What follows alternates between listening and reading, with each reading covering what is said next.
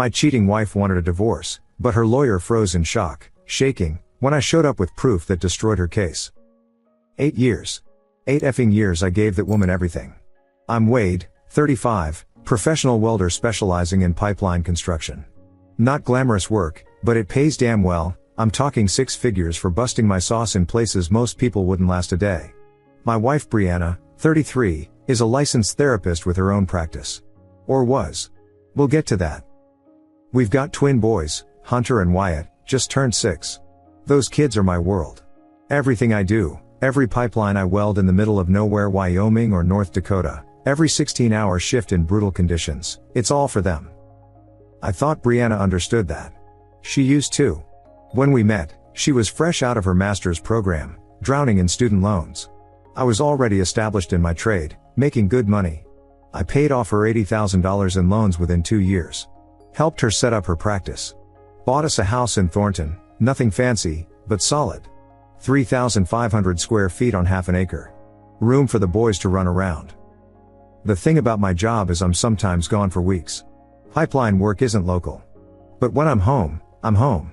Coaching the boys' soccer team, building them a treehouse, teaching them how to work with their hands. Brianna always said she admired that about me, that I wasn't some soft-handed office drone. The changes started subtle. I came back from a 3-week job in Wyoming last March, and something was off. She'd joined a new gym, CrossFit in Cherry Creek. Said she needed something while I was away. Fine. Then it was evening therapy groups she was running. Then peer supervision meetings that somehow always ran until 10 or 11 p.m. Now, I'm not an idiot. I've been around. I know what BS smells like. But when I asked about it, she hit me with the therapy speak. I was being controlling. My trust issues were projecting past trauma. I needed to work on my emotional availability. Funny thing about being a welder, you learn to spot cracks before they become breaks. And brother, the cracks were showing. Her phone was suddenly password protected. She'd take calls in her car. She bought new underwear, lacy SHT she never wore for me. Started shaving everything when before she'd lecture me about body hair being natural. And the biggest tell? She stopped wanting sex. Not just less interested, actively avoiding it. Making excuses. In 8 years, that had never been our problem. I kept my mouth shut. Kept watching. See, in my line of work, you measure twice, cut once. You don't make moves based on assumptions. You gather facts. Then came the night that changed everything. It was a Thursday in June. I'd wrapped up a local job early, replacing old lines at the Suncor refinery. Was supposed to work until 8 p.m., but we finished by 4. Figured I'd surprise Brianna, maybe take her to dinner while her sister watched the boys. I drove by her office first. Dark. Called the office line, straight to voicemail saying they were closed. Weird, because Thursday was her late night. She had clients who could only come after work. Then I remembered she'd mentioned stopping by the gym. So I cruised over to Cherry Creek. Her white Lexus RX 350, the one I'd bought her last Christmas, wasn't in the lot. That's when my gut really started churning. I pulled up Find My Phone. Yeah, we shared locations. Family safety, she'd said. Her dot was showing at a Hampton Inn off Colorado Boulevard. Now, a weaker man might have called. Might have texted, "Where are you, honey?" and given her time to spin some story. But I'm not weak. I drove over there, nice and calm. Took me 20 minutes in traffic. I found her car in the back corner of the lot, tucked between 2 trucks like she was trying to hide it. Engine still warm. I parked across the lot and waited. Didn't have to wait long. 20 minutes later, out she comes with him. Dr. Colton effing Reeves. I knew him, psychiatrist at her wellness center. Tall, soft-looking effer with glasses and a beard. Everything I'm not. They were laughing, his hand on her lower back, guiding her to her car. Then he kissed her. Not a friendly peck. Full on, pressed against my car, hands in her hair, her melting into him like I'd never seen her melt into me. I sat there, hands gripping the steering wheel so hard my knuckles went white. Every instinct screaming to get out, to beat his sauce into the pavement. To scream at her. To do something. But I didn't. I pulled out my phone and started recording. They made out for another minute before she got in her car. He walked to his, a white Tesla, because of course he drives a effing Tesla. I got his plate number. Got it all on video. Timestamped. Perfect quality. I followed her home. Stayed back, professional. She pulled into our garage at 8:47 p.m. I waited 5 minutes, then pulled in like I'd just gotten off work, walked in the door, and there she was in the kitchen, already changed into yoga pants and a hoodie. "Hey babe," she said, not even looking up from her phone. "How was work?" "Good," I said. "Wrapped up early. How was your therapy group?" "Oh, exhausting. We had a breakthrough with one of the members though. Really powerful stuff." I wanted to puke. Instead, I kissed her forehead, tasted like nothing, thank God, and went to check on the boys. They were already asleep. I stood in their doorway for a long time, watching them breathe. Innocent. Perfect. No idea their mother was a lying piece of SHT. That night, I made a decision. I wasn't going to blow up. I wasn't going to confront her. I wasn't going to give her the chance to gaslight me, to twist it around, to make me the bad guy. I was going to destroy her. The next morning, I called my brother Jerome. He's a criminal defense attorney, but he knows everyone in Denver legal circles. "I need the nastiest divorce lawyer you know," I said. "Money's no object." "What's going on, Wade?" "Just get me a name." He did. Then I hired a private investigator. Former Denver PD detective named Roy. Gave him the video, the plates, everything. I want to know everything. Every meeting. Every text. Every effing breath they take together. Then I went to work. Because that's what I do. I work. For the next 3 months, I played the perfect husband. Went to work, came home, played with my boys, slept next to my cheating wife. She kept up her routine, gym, late nights, weekend conferences. I documented everything. Put GPS trackers on her car, it's my name on the title, perfectly legal. Recovered deleted texts from her phone backup on our shared cloud. Roy followed them, got photos, times, locations. The evidence was overwhelming. They'd been effing for 6 months. Since January. While I was working double shifts to pay for her office renovation. While I was in North Dakota for 2 weeks straight, she was in Aspen with him at some psychiatry conference. Charged the room to her business card, the account I helped her establish. Want to know the sick part? She was billing insurance for some of their meetups. Marking them as peer supervision or consultation meetings. That's fraud, in case you're wondering. Her licensing board takes that SHT seriously. But the worst part? The texts. She called me her meal ticket, said I was sweet but simple. That she needed someone who could stimulate her intellectually. That she was waiting for the right time to leave but wanted to make sure she got the house in custody first. There was one text that made me see red. "Wade's just a welder. No judge is going to give him the boys over me. I'm a therapist. I know how to work the system." That's when I knew I wasn't just going to divorce her. I was going to end her. More to come. Need to get the boys from practice.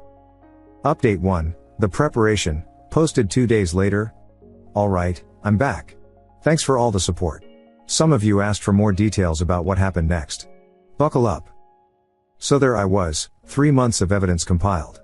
Roy the Pie was worth every penny, $400 a day, but the man was thorough. Hotel receipts, credit card records, even security footage from various locations. The file was getting thick. During this time, Brianna got sloppy. Arrogant. She started leaving for her appointments without even bothering to make excuses. Some nights she'd come home with her hair different than when she left. Once, I found a CNDM wrapper in her purse when I was looking for gum. We hadn't used CNDMS in 5 years. The mind F of living like this was intense. Sleeping next to someone who's actively betraying you. Watching her kiss our boys goodbye, knowing she was planning to use them as weapons against me. But I kept my cool. Every time she touched me, I thought about my sons. Every lie she told, I added to my mental tally. Work helped. There's something about welding that clears your head. The focus required, the precision. You can't think about your cheating wife when you're laying a perfect bead on a high-pressure line. One F up and people die. It's honest work. Clean. Unlike what was happening in my home. August rolled around. I was working a local job, replacing corroded sections at the Commerce City refinery. Good money, close to home. That's when Brianna made her move. I came home on a Friday to find her sister Felicia there with the boys. Brianna was dressed up, business suit, full makeup. "We need to talk," she said. She handed me an envelope. Divorce papers. I played dumb. What's this about? Then came the performance of her life. Tears. Therapy speak. She wasn't fulfilled. We'd grown apart. My job kept me away too much. She needed someone who could be emotionally present. She'd been seeing a therapist, hilarious, right? Who helped her realize she needed to honor her truth. I think it's best if you move out, she said. The boys need stability. This is their home. I looked at the papers. Her lawyer was asking for everything. The house. Primary custody with me getting every other weekend. Child support. Spousal support. Half my 401k. Even my truck, because it was a family asset. I'll look these over, I said calmly. Get a lawyer. She actually looked surprised. Think she expected me to beg. To cry. To fight for her. Instead, I went to the garage and started organizing my tools. That's it? She asked, following me. You're not going to say anything? What's there to say? You've made your decision. She tried to hug me then. I'm sorry, Wade. You're a good man. You deserve someone who can appreciate that simple, honest life you offer. Simple. There was that word again. That weekend, she took the boys to her parents' place in Greeley.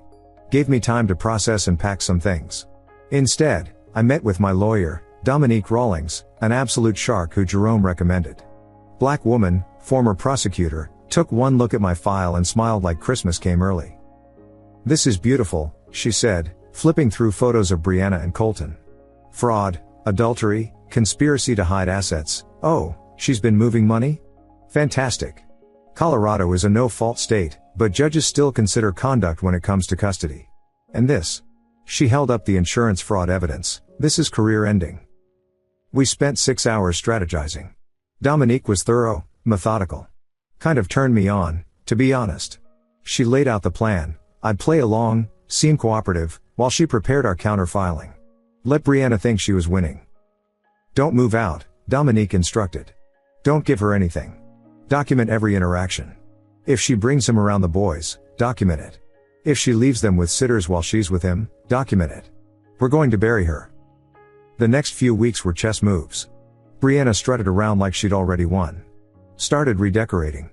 Bought new furniture on credit cards she thought I didn't know about. Told the boys that daddy might be living somewhere else soon, but it's because he loves you and wants what's best. Meanwhile, I was working with Dominique. We found out Colton was married. Yeah, the good doctor had a wife and 2 kids in Highlands Ranch. Wife didn't know SHT. We also discovered Brianna had opened a separate bank account in January, siphoning money from her practice. Nearly $30,000 sitting there. Then came the September surprise. Brianna served me with an emergency custody motion. According to her filing, I had anger issues and violent tendencies that made me unsafe around the boys. Her evidence? I'd punched a wall once. 4 years ago, after my dad died. She'd documented it in her therapy notes she'd apparently been keeping on me throughout our marriage. That's when I knew the gloves had to come off. Dominique filed our response.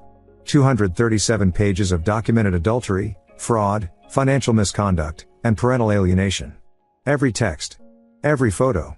Every hotel receipt. We included the PIES report with surveillance photos that would make a PN star blush. The insurance fraud evidence. Bank records showing hidden assets. But the KL shot? We'd found her Reddit account. Yeah, she'd been posting in relationship advice subs for months. Bragging about her affair. Asking for advice on how to get maximum custody. One post literally said, "My STBX is a welder, kind of rough around the edges. I'm a therapist. How do I convince a judge he's unfit without evidence?" The responses had coached her on exactly what to claim. Anger issues. Controlling behavior. Emotional absence. She'd followed their advice to the letter. Her lawyer called Dominique within 2 hours of receiving our filing. I wasn't there, but Dominique said she could hear him hyperventilating through the phone. "Your client needs to see this," Dominique told him. "All of it. Then we should talk settlement." The meeting was scheduled for the following Tuesday at their law office. Brianna still didn't know what was coming. She texted me that weekend, "I hope we can be adults about this. For the boys." I texted back, "Absolutely. See you Tuesday." Then I went to work. Picked up an emergency job that weekend, overtime rates, time and a half. Spent 20 hours straight welding a critical repair at the water treatment plant. Came home covered in sweat and metal dust, muscles aching, mind clear. My phone had 47 texts from Brianna. The meeting was in 3 days. She had no idea her world was about to implode. And honestly, I couldn't effing wait. Update 2, The Courtroom Massacre, posted 1 week later. Tuesday morning came like Christmas. I put on my only suit, nothing fancy, but clean and pressed. Looked at myself in the mirror. Not a handsome man, maybe. Rough hands, scarred from work. But an honest face. That matters. Brianna had texted the night before, "We don't both need lawyers present. This is just a formality." I didn't respond. Pulled up to the law office in downtown Denver at 9:45 a.m. Brianna's Lexus was already there, along with a white Tesla. Effing amateur move, bringing your affair partner to your divorce settlement meeting. But arrogance makes people stupid. The office was all glass and dark wood. Intimidating if you've never been in a fight. But I've been in plenty: industrial accidents, bar scraps in my younger days, life or death situations on pipeline jobs. This was just another day at work. Dominique met me in the lobby. Dark suit, briefcase, smile like a predator. "You ready?" "Born ready." The conference room was on the 12th floor. Floor-to-ceiling windows overlooking the city. Long oak table. Brianna was there with her lawyer, soft-looking older man named Garrett Hutchinson. And in the corner, trying to look supportive, was Dr. Colton Reeves. "Wade," Brianna said, voice dripping false sympathy. "Thanks for coming. This is Colton, my colleague. He's here for emotional support." I just nodded. Sat down. Dominique pulled out 3 manila folders, thick as phone books. Hutchinson started his spiel. "My client is willing to be generous. Given Mr. Morrison's work schedule and Mrs. Morrison's expertise in child development, we believe a custody arrangement favoring primary placement with the mother." That's when Dominique slid the first folder across the table. "Before we discuss custody," she said calmly, "your client should review this." Brianna opened it. I watched her face change. The color just left. First page was a blown-up photo of her pressed against her car, Colton's tongue down her throat. Timestamp. Date stamp. GPS coordinates. She flipped the page. More photos. Entering hotels. Leaving hotels. In various states of undress through hotel windows. Roy had a telephoto lens. Her hands started shaking. "What is this?" Hutchinson sputtered. "Keep reading," Dominique said. The text messages were next. Printed out, highlighted. The meal ticket comment. The simple welder insult. Her plans to take the house, the kids, everything. Her Reddit posts asking for advice on screwing me over.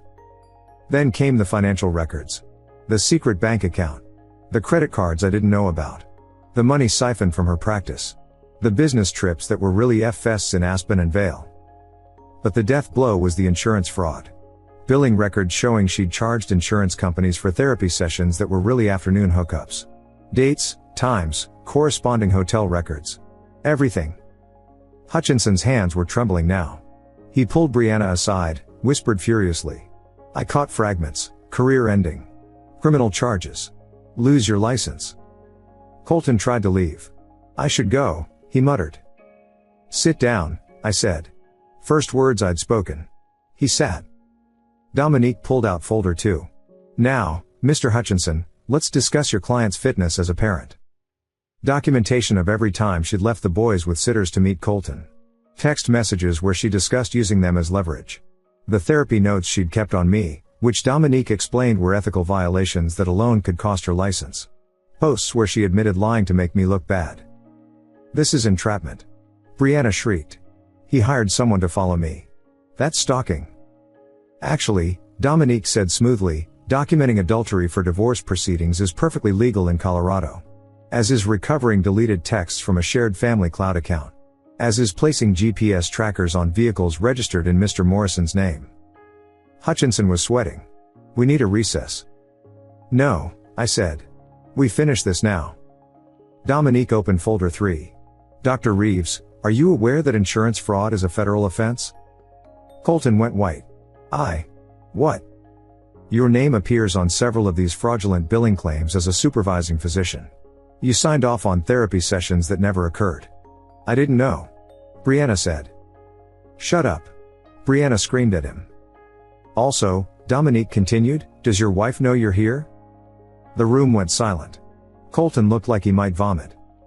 "We've prepared a settlement offer," Dominique said, sliding a single sheet across the table. "Mr. Morrison keeps the house, full custody of the children, all assets currently in his name. Mrs. Morrison keeps her personal belongings and her vehicle, which Mr. Morrison graciously paid for. No spousal support. No child support. Mrs. Morrison will pay Mr. Morrison's legal fees. This is insane. Brianna stood up. I'm their mother. I'm a mental health professional. Not for long, Dominique said. We'll be reporting the insurance fraud to the licensing board tomorrow. Unless what? Unless you sign this settlement. Today. Now. Hutchinson was already folding. Brianna, we need to consider. No. He's just a effing welder. I have a master's degree. I know how the system works. The system, I said, standing up slowly, works on evidence. And I've got plenty. I looked her dead in the eye. You thought I was stupid. Simple. Just your meal ticket while you effed around. But here's what you missed. I might work with my hands, but I'm not an idiot. Every pipeline I've ever welded could KL people if I F up. So I don't F up. I measure. I test. I document. And that's exactly what I did with you. Tears were rolling down her face now. Wade, please. Think of the boys. I am thinking of them. That's why they're not going to be raised by a woman who lies, cheats, steals, and thinks their father is beneath her. We can work this out. Counseling. Therapy. I'll do anything. Sign the papers. She looked at Colton for support. He was staring at his phone, probably seeing texts from his wife. He stood up and walked out without a word. Just left her there. That broke her. She collapsed in her chair, sobbing. Not pretty tears, ugly, snot running, hyperventilating sobs. Hutchinson reviewed the settlement with her. Explained she could fight it, but the evidence would become public record. The licensing board would definitely pull her credentials. Criminal charges were likely. She'd lose everything anyway, plus possibly face jail time. It took 3 hours. She tried everything, tears, anger, bargaining, even tried to seduce me at one point, rubbing my thigh onto the table. That was just sad. Finally, at 2:47 p.m., she signed. The judge signed off on our settlement 2 weeks later. Fastest divorce in Colorado history, according to Dominique. When you have evidence that's solid, when one party is facing criminal charges, when there's clear fraud and misconduct, judges don't F around. Brianna had 30 days to vacate the house. She was served with notice from the licensing board the same day. Her practice shut down within a week. Patients needed to find new therapists. Staff needed new jobs. All because she couldn't keep her legs closed. The boys asked where mommy was. I told them the truth, in age-appropriate terms. Mommy made some bad choices. She needs to figure some things out. But you'll see her soon. I wasn't going to poison them against her. That's her game, not mine. She moved in with Colton. For about 3 weeks. Then his wife took him for everything in their divorce, and he kicked Brianna out. Last I heard, she was staying with her sister Felicia in Westminster. But the story doesn't end there. Not by a long shot. Update 3, 6 months later, posted 3 months after last update. Lot of you have been asking for updates. Here's where we're at, half a year after the divorce was finalized. First, the boys. Hunter and Wyatt are doing better than I expected. Got them into therapy with an actual ethical therapist, Dr. Patricia Vang, older woman who doesn't F her clients or commit insurance fraud. Funny how that works. They see Brianna every other Saturday for 6 hours, supervised. Court ordered. She tried to fill their heads with poison about me, so now someone has to watch her. I changed my work situation. Took a supervisor position with the company. Means less hands-on welding, more managing projects. Cut my travel by 75%. Home every night to cook dinner, help with homework, throw the football around. Turns out I'm pretty good at the dad thing when I'm not busting my sauce to pay for someone else's dream life. The house feels different now. Cleaner. Quieter. Replaced all the furniture she bought on those secret credit cards, donated that SHT to Goodwill. Got stuff the boys and I picked out together. Nothing fancy. Comfortable. Real.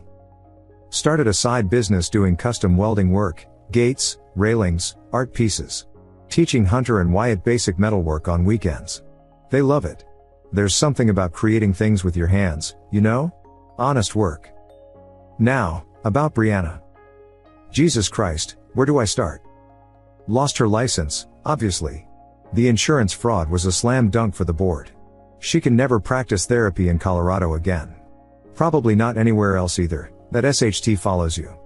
Colton ditched her after 3 weeks. His wife cleaned him out in their divorce. Lost his house, paying alimony and child support for his 2 kids. He blamed Brianna for ruining his life. She blamed him for not standing by her. Match made in heaven, those two. She bounced around for a while. Sister's couch. Parents' basement. Then she started hitting me up. First it was angry texts. I was an idiot. I'd ruined her life. I'd taken her babies. I was a monster. I didn't respond. Then came the bargaining. She missed me. Missed the boys. Could we talk? Could we try counseling? She'd made mistakes but she'd changed. She loved me. Always had. Colton meant nothing. I didn't respond. Then the desperation. Middle of the night calls. Showing up at the house at 2 a.m., drunk, banging on the door. Screaming that I'd destroyed her. Begging to see the boys. Neighbors called the cops twice. Got a restraining order after that. She got a job at a call center in Lakewood. Customer service for a credit card company. Minimum wage plus commission. Karma's a BCH, right? The therapist who thought welders were beneath her, now reading scripts to angry customers for $15 an hour. But here's the crazy part. She started dating again. Found some poor bastard on Tinder. Told him she was a life coach taking a break from her practice. Didn't mention the fraud, the divorce, the restraining order. This dude, Kenny, assistant manager at a cell phone store, thought he'd found himself a professional woman. She moved in with him after a month. Posted all over social media about her fresh start and new chapter. Pictures of them at restaurants she couldn't afford. Selfies in his apartment, trying to look happy. That lasted 2 months. Until Kenny found out the truth. Apparently, you can't hide losing your professional license in the age of Google. He kicked her out on a Tuesday. She called me that night, hysterical. Actually thought I'd let her come home. Wade, please. I have nowhere to go. It's freezing. I'm in my car at a gas station. Please. Call your sister. She won't answer. Nobody will talk to me. You destroyed my life. No, Brianna. You destroyed your life. I just documented it. She screamed obscenities until I hung up. Showed up at my work the next day. Security escorted her out. Violated the restraining order, spent a night in jail. Last month was Hunter and Wyatt's birthday. She was supposed to have them for 4 hours at Chuck E. Cheese, supervised. She showed up high. Not drunk, high. Pupils like pinpoints. Slurring. The supervisor called me immediately. I picked up the boys. They were confused, asking why mommy was acting weird. Back to court. Judge suspended her visitation pending substance testing and evaluation. She failed the first test. Opioids. Apparently, the stress got to her. The therapist who used to lecture others about healthy coping mechanisms was popping pills. Here's where it gets really pathetic. 2 weeks ago, I'm at King Soopers getting groceries with the boys. Turn down the cereal aisle, and there she is. Brianna. In the store uniform, stocking shelves. She saw us at the same moment. Froze. The boys didn't recognize her at first, she'd lost weight, looked rough. Then Hunter said, "Mommy?" She dropped the box she was holding. Started crying right there in the cereal aisle. Tried to hug them. I stepped between them. "You can't," I said quietly. "Court order." "They're my babies." "Not anymore." The manager came over. Young kid, maybe 22. "Brianna, is there a problem?" She couldn't speak.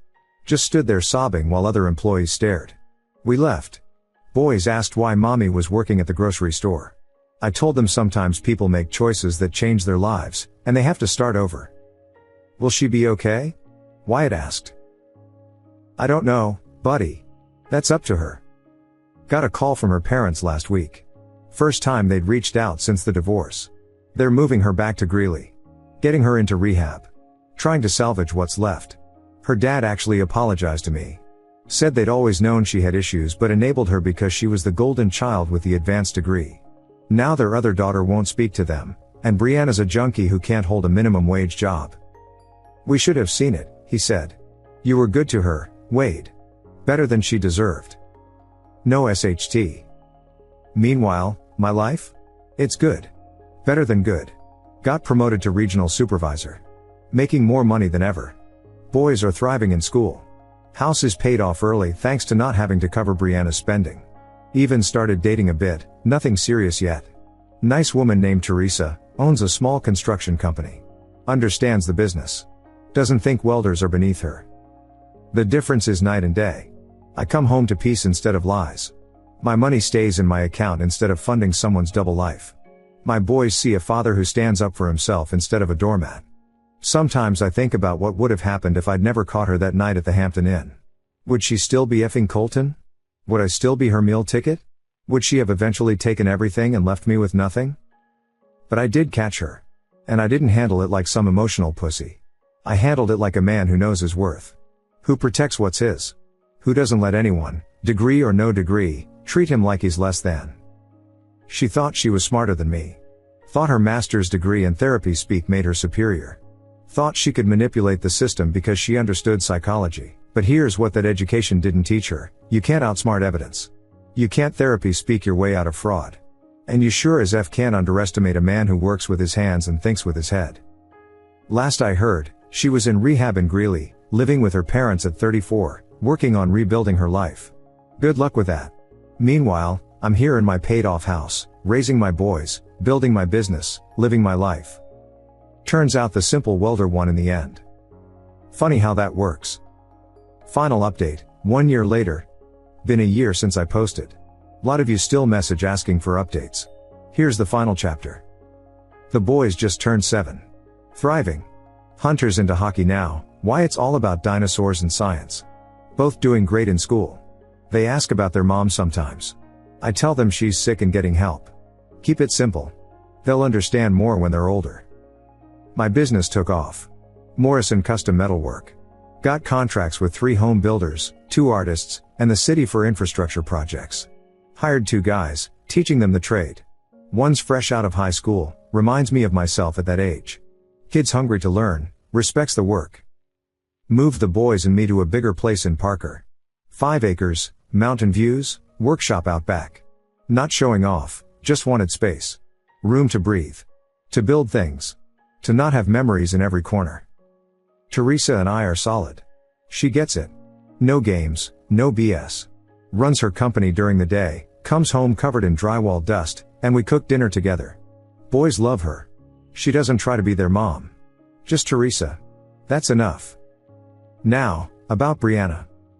Ran into her at Denver International last month. I was heading to a conference in Dallas. Yeah, the welder goes to conferences now. Industry leadership stuff. She was working at one of those coffee kiosks in Terminal B. I almost walked past. She saw me first. Wait. I stopped. She looked different. Healthy, actually. Clean. Put on some weight back.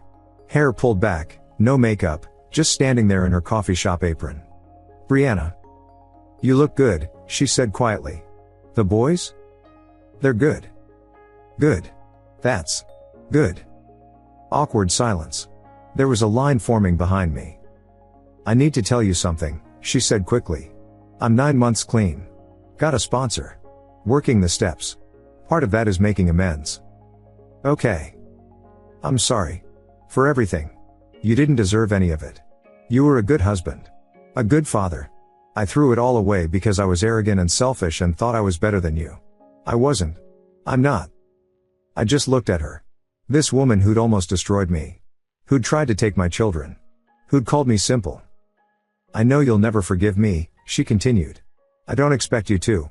But I need you to know that I know what I did. All of it. And I'm sorry. Okay, I said again. Can I see a picture? Of the boys? I could have been cruel. Could have twisted the knife. Instead, I pulled out my phone. Showed her one from Wyatt's birthday. Both of them covered in cake and smiling. She touched the screen gently. Tears in her eyes. They look happy. They are. Good. That's all I wanted. For them to be happy. She handed my phone back. The line behind me was getting impatient. I should go, I said. Wait. She grabbed my sleeve. I'm getting my life together. Slowly. I'm thinking maybe in a year or 2, when I'm more stable, we could talk about me seeing them again. Supervised, of course. Whatever you're comfortable with. I thought about it. Really thought about it. Not for her sake, for the boys. They deserve to know their mother, even if she was deeply flawed. Get 2 years clean, I said. Keep your job. Stay in therapy, real therapy, not the BS you use to peddle. Then we'll talk. Maybe. Her face lit up like I'd handed her the moon. Thank you. Thank you, Wade. This isn't forgiveness, I said clearly. This isn't us being friends. This is me thinking about what's best for Hunter and Wyatt. You F up once, you use once, you miss one requirement, and we're done forever. Understand? I understand. Good. I started to walk away, then turned back. Brianna? That degree you were so proud of? The one that made you better than a simple welder? You realize it's worthless now, right? She nodded, looking down. I know. But you still have hands. You can still work. Still build something. That's what matters. The work. Not the paper on the wall. You were always smarter than me, she said quietly. I just couldn't see it. No. You chose not to see it. And that was it. I got my coffee somewhere else and made my flight. That's the thing about betrayal. It changes you. Makes you harder in some ways, wiser in others. I'll never be the man who trusted blindly again. But I'm also not bitter. I've got my boys, my business, my life, built it all with these scarred hands she thought were so beneath her. Brianna lost everything chasing a fantasy. The sophisticated psychiatrist who'd give her intellectual stimulation. The life where she was the smart one married to the simple blue-collar guy. The plan where she'd take me for everything and start fresh. Instead, she's serving coffee at an airport, living in her parents' basement, begging for a chance to see her kids for a few supervised hours. Meanwhile, the simple welder? Business owner. Full custody. Paid off house.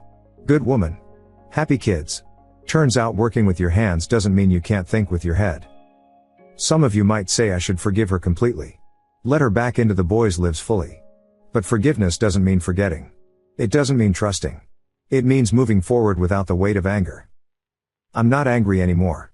Haven't been for months. What's the point? I won. Not because I destroyed her, she did that herself. I won because I didn't let her destroy me. Because I protected what mattered. Because I knew my worth even when she didn't. The boys will grow up seeing a father who works hard, stands strong, and doesn't take SHT from anyone. They'll learn that a man's value isn't in his degree or his white collar or his soft hands. It's in his character. His actions. His ability to build something real. And maybe, if she keeps her SHT together, they'll have some kind of relationship with their mother.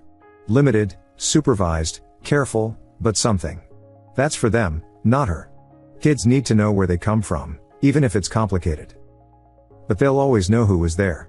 Who coached their teams. Who taught them to work. Who showed up every single day, no matter what. The simple welder. The meal ticket. The one who was supposed to lose everything. Funny how life works out sometimes. To everyone following this story, thank you. Your support meant more than you know during some dark times. But I'm closing this chapter now. Moving forward. Building something better. Remember, when someone shows you who they are, believe them. When they underestimate you, let them. And when life tries to break you, pick up your tools and get to work. That's all, folks. Morrison out. Edit, since some asked, yes, Teresa knows the whole story. Showed her these posts early in our relationship. She said it's what convinced her I was worth taking a chance on. A man who thinks before he acts, protects his family, and doesn't let anyone walk over him. Her ex was a white-collar guy who treated her contracting business like a cute hobby. She appreciates a man who respects hard work. Boys are doing great. Hunter's team made playoffs. Wyatt won the science fair with a project about metal conductivity that we worked on together. They're happy, stable kids. Business is booming. Just landed a contract for custom fixtures in a new hotel downtown. 6-figure job. Life's good when you know your worth and don't let anyone tell you different. Final edit, this is really it. Stop messaging asking if I forgave Brianna or if we got back together. That's movie SHT. Real life doesn't work that way. She broke something that can't be fixed. I'm just trying to minimize the damage to my boys. And to the woman who messaged saying I was too harsh and should have been more understanding of her emotional needs, she effed another man in my car and committed fraud while planning to destroy me. What exactly should I have understood about that? We're done here. Peace out. Thank you so much for watching until the end. If you really like our videos, please don't forget to like, share, and subscribe. Have a great day.